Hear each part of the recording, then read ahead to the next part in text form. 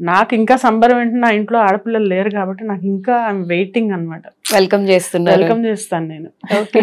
So మీకు ఆడపిల్లలు లేరు, మీకు ఆడపిల్లలు అంటే ఇష్టం. సో చాలా మంది అంటే కొంచెం స్టార్ ఫేమ్ లో ఉన్న వాళ్ళు మేడం అని పిలిపించుకోవడం, కొంచెం ఎక్కడో యాటిట్యూడ్, కొంచెం ఈగో లెవెల్స్ ఉంటాయి. బట్ మీరేంటి అందరినీ అమ్మ అని పిలవమని అడుగుతారు, అవును అలా పిలిపించుకోవడం ఇష్టం? అవును, అందరు మదర్ ఇండియా అంటారు ఇంట్లో. నాకు అంటే ఇష్టం. నాకంటే అమ్మ అంటే అది ఒక మంచి ఆ ప్లేస్ అనేది చాలా, అందరికీ అమ్మ అనలేరు కదా. సో నేను ఫుడ్ తీసుకెళ్తాను, వాళ్ళకి బాగోగులు చూసుకుంటాను.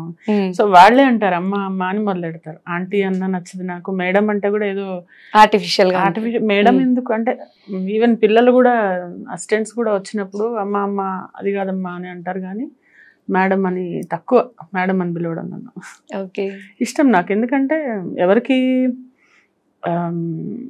మనం ఎవరికన్నా ఇవ్వగలిగింది ఒక మంచి మాట, ఒక మంచి ప్రవర్తన, బిహేవియరే. You can't exchange much. అవును కదా. అవును. సో అది నువ్వు స్కేర్స్ చేసావు అనుకో, there is nothing with you. You don't have anything to offer అనమాట. ఓకే. సో అసలు రియల్ లైఫ్ లో అంటే మీరు యాజ్ ఎ ట్రైనర్ గా ఎన్నో నేర్పించి ఉంటారు, ఎంతో మందిని ట్రైన్ చేసి ఉంటారు. సో మీరు అలా మీ జీవితంలో నేర్చుకున్న రియల్ పాఠాలు ఏమైనా ఉన్నాయా? నిజం గుణపటాలు చాలా నేర్పిస్తారు కదా ఇంట్లో ఉన్న వాళ్ళు. చాలా నేను నేర్చుకున్నాను. దట్ మనం అనుకున్నంత ఇంపార్టెంట్ కాదు అవతల వాళ్ళకి.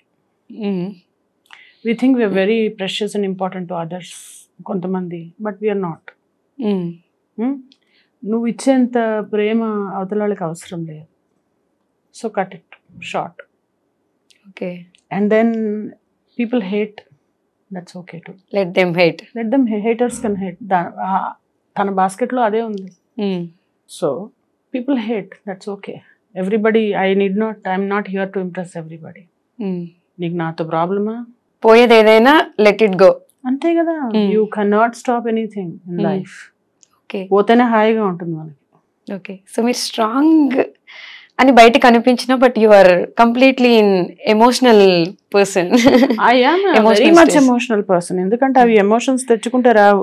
ఏడుపు రాని వాడిని ఏడ్చి చూపించమని చెప్పండి మీరు. నో వే.